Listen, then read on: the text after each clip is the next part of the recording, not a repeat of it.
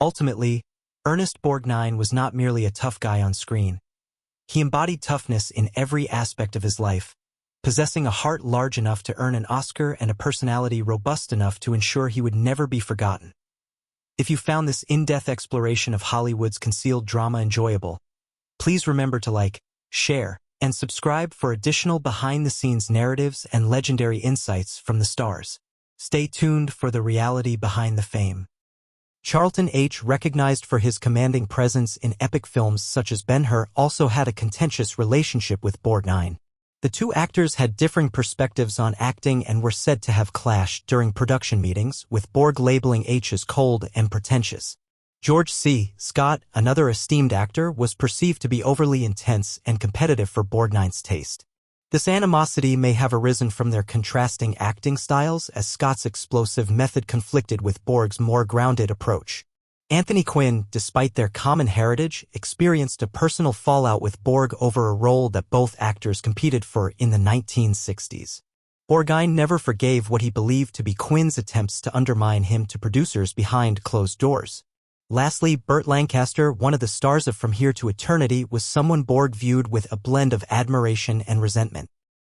Although they collaborated professionally, Borgnine found Lancaster to be condescending and manipulative during filming, a characteristic he could not overlook.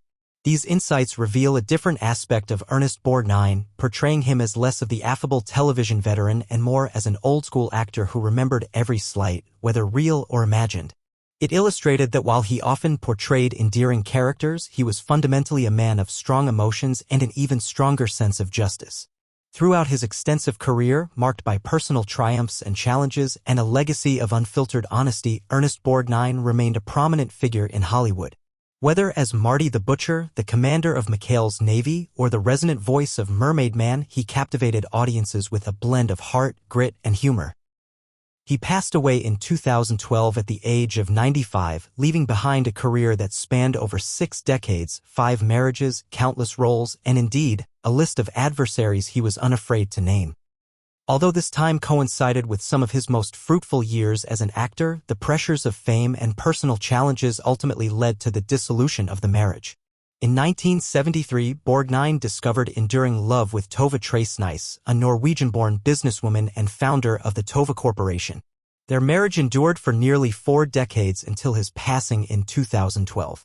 Tove was not only a supportive spouse but also played a significant role in managing various aspects of his public life in his later years.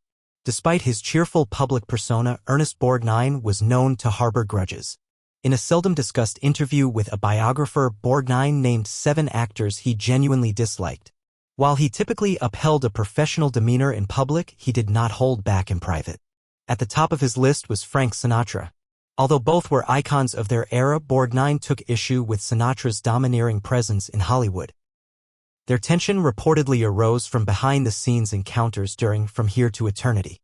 Borgnine found Sinatra's demeanor to be cold and his influence detrimental, once describing him as a man who could freeze a room with a mere glance. Another actor he had conflicts with was Tony Curtis. Despite the two starring together in The Vikings 1958, Borgnine perceived Curtis as arrogant and dismissive towards others on set. He disapproved of Curtis's behavior behind the camera despite the charm he exhibited on screen. Montgomery Clift, a fellow actor from Here to Eternity, also made the list. Although Clift was respected for his method acting and emotional depth, Borgnine, it was reported that he appeared distant and excessively self-important, often described as being too absorbed in his own thoughts. Off-screen, his personal life was equally storied and at times turbulent. Ernest Borgnine was married 5 times. His first wife, Rhoda Keeman, entered his life after his Navy service. They married in 1949 and had a daughter, Nancy. Although their marriage ended in 1958, they maintained a connection through their shared role as parents. His second marriage in 1959 was to the acclaimed Mexican actress, Katie Gerardo. Passionate and high-profile, their union was characterized by clashes of strong personalities and demanding careers, leading to their divorce in 1963. His third marriage, perhaps the most infamous, was to Broadway legend Ethel Merman. The couple wed in 1964 but divorced just 42 days later. The impact of this failed marriage was so significant that Merman dedicated an entire blank page to it in her autobiography. Comedian Tim Conway, a close friend of Borgnine, succinctly summarized the situation. "Ernie is volatile, and Ethel was a very strong lady. You place 2 bombs in a room, something is bound to explode, and I assume it likely did." His fourth marriage to Donna Ranker spanned from 1965 to 1972, during which the couple welcomed 3 children, Christopher, Sharon, and Diana. But it was his role in Marty, 1955, that truly transformed his career and the public's perception of him as Marty Pleedy. A shy and kind-hearted butcher from the Bronx, Ernest Borgnine delivered a performance that was rich in vulnerability and emotion. This remarkable portrayal earned him an Academy Award for Best Actor, a Golden Globe, and a BAFTA, creating an extraordinary trifecta for any performer. Marty was more than just a success. It demonstrated that audiences craved authenticity over glamour. Ernest Borgnine had arrived, and he was here to stay. The decades that followed saw Borgnine carve out a long and varied career in both film and television. From action-packed blockbusters such as The Dirty Dozen and The Flight of the Phoenix to war comedies like McHale's Navy, he showcased his remarkable ability to transition seamlessly between drama and humor. Later, he captured a new audience as Dominic Santini on Airwolf during the 1980s, and even more so as the voice of Mermaid Man on SpongeBob SquarePants. Throughout his 80s and 90s, he was never the type of actor to fade quietly into the background. Borgnine remained active well into his 90s, infusing warmth and energy into every performance. His lifetime of achievements was recognized in 2007 when he received a Screen Actors Guild Lifetime Achievement Award and a star on the Hollywood Walk of Fame. Academy Award-winning actor Ernest Borgnine was not only recognized for his iconic roles, he was also notably frank in a rare and revealing interview.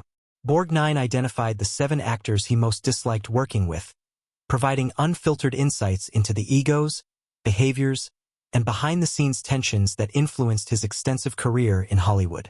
Born Hermes Ephron Borgnino on January 24, 1917, in Hamden, Connecticut, Ernest Borgnine would rise to become one of the most respected, versatile, and colorful actors of his generation. The son of Italian immigrants, Borgnine's early life was characterized by hardship and resilience. Raised during the difficult years of the Great Depression, he faced his parents' separation at a young age and even spent time in Italy with his mother before returning to the United States. Before the Hollywood spotlight ever illuminated his path, Borgnine's journey seemed far removed from the entertainment industry. After graduating high school, he took on various odd jobs before enlisting in the U.S. Navy in 1935. He served with distinction for a full decade, including throughout World War II, ultimately achieving the rank of gunner's mate first class.